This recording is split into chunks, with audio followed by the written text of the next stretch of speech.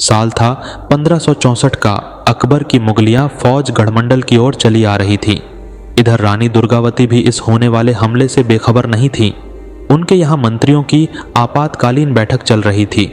इसी बैठक में दीवान अधर कायस्थ ने मुगलों के विशाल फौज से न लड़ने का और अकबर से समझौता करने का प्रस्ताव रानी दुर्गावती के सामने रखा।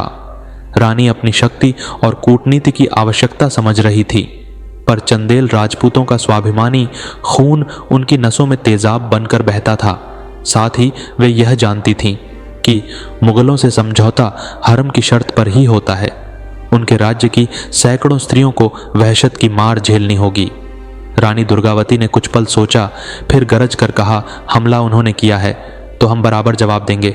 बस युद्ध का स्थल हम चुनेंगे और इसीलिए हमारी सेना को अभी कुछ करना होगा। फैसला हो चुका था। युद्ध के नगाड़े बजने लगे थे और नाराई की पहाड़ी पर गोंड एवं चंदेल योद्धा अपनी वीरता का रक्त रंजित इतिहास लिखने उमड़ने लगे। युद्ध आरंभ हुआ। पहले दिन रानी की सेना को विजय भी प्राप्त हुई, पर फिर एक भावनात्मक गलती ने विजय का रुख पराजय की तरफ मोड़ दिया। उसके बाद जो भी घटित हुआ वह निश्चित रूप से आपकी आंखों से गंगाजम ना बहा देगा। वह कहानी आपके हृदय को पिघलाकर विदर्णनल कर देगी। तो क्या थी वह भावनात्मक गलती, और कैसे 16 वर्षीय पुरगढ़ा की राजकुमारी को, जिनका विवाह रानी दुर्गावती के पुत्र वीर नारायण से तय था और रानी दुर्गावती की बहन को अकबर के हरम में पहुंचा दिया गया। क्या है चौरागढ़ किले के दर्दनाक जौहर की दास्तान और रानी दुर्गावती की पूरी कहानी क्या है, आइए इस वीडियो में हम विस्तार पूर्वक जानते हैं। बस आपसे इतना ही अनुरोध है कि इस वीडियो को लाइक करके हमारे चैनल को सब्सक्राइब कर लीजिए और इसे अधिक से अधिक लोगों तक पहुंचाने के लिए शेयर अवश्य कीजिएगा। अब आइए कहानी को प्रारंभ करते हैं। 1526 में बाबर ने इब्राहिम लोदी को पानीपत की पहली लड़ाई में हराया और मुगल सल्तनत की नींव रखी। उसकी मौत के बाद 1530 में हुमायूं को मुगल सल्तनत की कमान मिल गई, लेकिन हुमायूं का राज्य केवल 10 साल रहा। 1540 में शेर शाह सूर्य ने हुमायूं को हराकर सूर्य सल्तनत खड़ी की। इसी दौरान मध्य भारत में अलग अलग वंश और राजा रजवाड़ों का शासन हुआ करता था। इनमें सबसे मजबूत था गोंडवाना राज्य, जिस पर गोंड वंश का शासन था।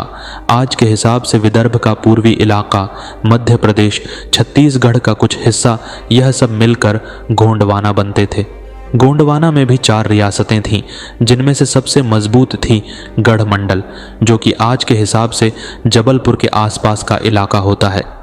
16वीं शताब्दी के शुरुआत में उत्तर भारत में उधर लोधी और बाबर की लड़ाई चल रही थी। तभी गढ़मंडल एक छोटा सा राज्य था। 48वें गोंड राजा संग्राम शाह के कमान संभालने के बाद उन्होंने अपने राज्य का विस्तार किया और आसपास के 52 दुर्गों पर अधिकार कर लिया। गढ़मोरा गोंड की सबसे ताकतवर रियासतों में से एक बनकर उभरा। उनके पास 1000 हाथी, 20,000 घुड़सवार सैनिक और एक बड़ी सेना थी। गोंडवाना के पास में चंदेल राजपूतों का राज्य महोबा था। इस राज्य पर राजा कीरत राय का शासन था। चंदेल ने कभी महमूद गजनी का सामना किया था, खजुराहो के मंदिर का निर्माण करवाया था, लेकिन 1530 तक आते आते चंदेल एक छोटे से हिस्से में सिमट कर रह गए थे।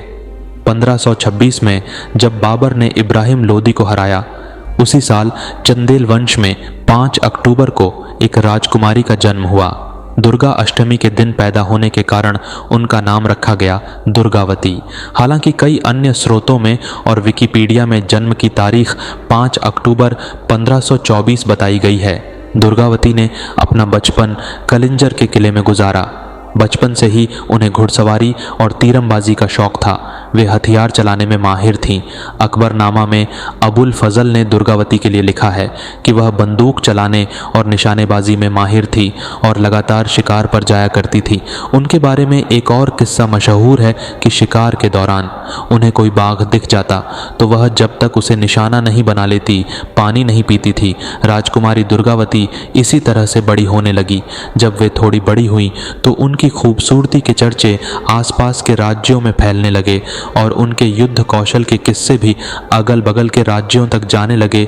धीरे धीरे उनकी उम्र बढ़ती गई और उनकी सुंदरता और वीरता भी उनके उम्र के साथ ही दिन दुगनी रात चौगुनी बढ़ने लगी। उनकी इस सुंदरता और वीरता की खबर गढ़मंडल तक भी पहुंची। उस समय संग्राम शाह के बड़े बेटे का नाम था दलपत शाह। उनकी शादी की उम्र हो चली थी। संग्राम शाह चाहते थे कि उनकी शादी किसी कुलीन राजकुमारी से हो। राजकुमारी ने दलपत शाह की वीरता के किस्से सुने थे, लिहाजा उन्हें इस शादी से कोई ऐतराज नहीं था। चंदेल की तब पड़ोस के कालाछुरी राजाओं के साथ दुश्मनी थी। दुर्गावती को एहसास था कि अगर गोंड वंश से रिश्ता जुड़ जाए तो चंदेल की शक्ति बढ़ जाएगी, लेकिन राजा कीरत राय शादी को तैयार नहीं थे। कीरत राय एक क्षत्रिय थे और गोंड वंश वाले गोंडवंशी थे। क्षत्रियों का विवाह गोंड वंश में नहीं होता था और इन्हीं सबको लेकर राजा कीरत राय इस शादी के लिए तैयार नहीं थे। अंत में जब संग्राम शाह जी ने देखा कि किसी भी विनय का, किसी भी विनीति का, किसी भी संदेश का कोई असर नहीं हो रहा है, तो वे अपने विशाल फौज को लेकर कलिंजर के किले के पास जा पहुंचे। तब तो कीरत राय को हार माननी ही पड़ी। 1542 में दुर्गावती का विवाह दलपत शाह के साथ हो गया और दुर्गावती रानी दुर्गावती बन गई।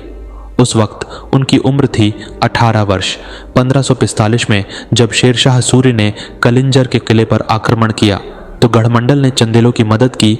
इस युद्ध में शेरशाह सूरी की मौत हो गई और उसी साल रानी दुर्गावती ने एक बेटे को जन्म दिया। बेटे का नाम रखा गया वीर नारायण। जब वीर नारायण 5 वर्ष के हुए तो उनके पिता दलपत शाह का निधन हो गया। ऐसे में गद्दी पर बिठाया गया वीर नारायण को, लेकिन क्योंकि उनकी उम्र केवल 5 वर्ष थी, इसीलिए वे राजकाज का संचालन करने में असमर्थ थे। तब अपने बेटे के नाम पर रानी दुर्गावती ने शासन का भार संभाला और वे राजकाज का काम देखने लगी। उधर शेरशाह सूरी के बाद मालवा पर सुजात खान ने कब्जा कर लिया। मालवा और रीवा रानी दुर्गावती के राज्य से सटे हुए राज्य थे। 1555 वे में मालवा के बागडोर उसके बेटे बाज बहादुर खान के हाथ में आई। बाज बहादुर ने 1556 में गढ़मंडल पर हमला कर दिया। उसने सोचा कि अब भी जो राजा है वह मात्र 10 या 11 वर्ष का बालक है और एक रानी, एक स्त्री कमान संभाल रही है, तो वह कितनी वीर होगी। लेकिन हमला करने के बाद उसके मन में चल रहे सभी ख्याली पुलाव कच्चे ही रह गए। इस लड़ाई में उसे रानी दुर्गावती के हाथों हार मिली और इतनी करारी हार मिली कि उसने दोबारा कभी गुंडाना की तरफ न थी देखा। इसी साल यानी कि 1556 में ही हुमायूं का भी इंतकाल हो गया और अकबर ने गद्दी संभाल ली। गद्दी संभालते ही उसकी नज़र मालवा पर पड़ी, क्योंकि अकबर ने जब गद्दी संभाली थी तो वह भी अभी बच्चा ही था और उसके नाम पर माहम आंगा, जो कि उसकी दाई थी, और उसके वजीर शासन किया करते थे। उन लोगों ने मालवा की तरफ नज़र घुमाई। 1561 ईस्वी में अकबर ने अपने जनरल अधम खां को मालवा पर हमला करने के लिए भेजा। इस अधम खां की कहानी भी बड़ी रोचक है। जब अकबर पैदा हुआ तब हुमायूं दर दर भटक रहा था। उसका लालन पालन जिस दाई ने किया था उसका नाम था महाम अंगा। अकबर जब राजगद्दी पर बैठा तो महाम अंगा का ओहदा बहुत बड़ा हो गया। अकबर उसे अपनी माँ से भी ज़्यादा मानता था। महाम अंगा का एक बेटा था जिसका नाम था अदम खान। उसे अकबर अपने भाई की तरह प्रेम करता। उन दिनों मालवा का जो राजा बाज बहादुर था उसकी रानी थी रानी रूपमती। रूपमती बड़ी ही सुंदर थी। उसकी रूप की चर्चा चारों तरफ थी। उसकी खूबसूरती को देखकर अदम खां उस पर मोहित हो गया। अदम खां को जब जब मालवा पर कूच का पता चला तो उसने सबसे पहले अपना ही नाम आगे कर दिया और इसकी एक बड़ी वजह थी। धन दौलत के साथ उसकी नियत रानी रूपमती को हड़पने की भी थी। अदम खां एक बड़ी मुगलिया फौज लेकर मालवा की तरफ कूच किया। मालवा की सेना छोटी थी और बाज बहादुर इस युद्ध में हार गया। इस युद्ध में हारने के बाद बाज बहादुर तो भाग गया, लेकिन रानी रूपमती वहीं किले में फंसकर रह गई। जब रानी रूपमती को अगवा करने के लिए अदम खां वहां पहुंचा तो उसका मंसूबा कामयाब नहीं हो पाया, क्योंकि रानी रूपमती एक हिंदू राजकुमारी थी। उसे अपनी इज्जत अपने प्राणों से अधिक प्यारी थी। जब अदम खां ने मालवा के महत्वपूर्ण किले मांडू पर कब्जा कर लिया तो रानी रूपमती ने जहर खाकर अपनी जान दे दी। मालवा जीतकर अदम खां ने अकबर के पास थोड़े बहुत हाथी घोड़े भिजवाए, लेकिन अधिकतर धन संपदा अपने ही पास रख ली। अकबर को जब यह खबर लगी तो वह खुद सेना लेकर मालवा पहुंचा और अदम खां को जीती हुई धन संपदा अकबर को लौटाने पड़ी।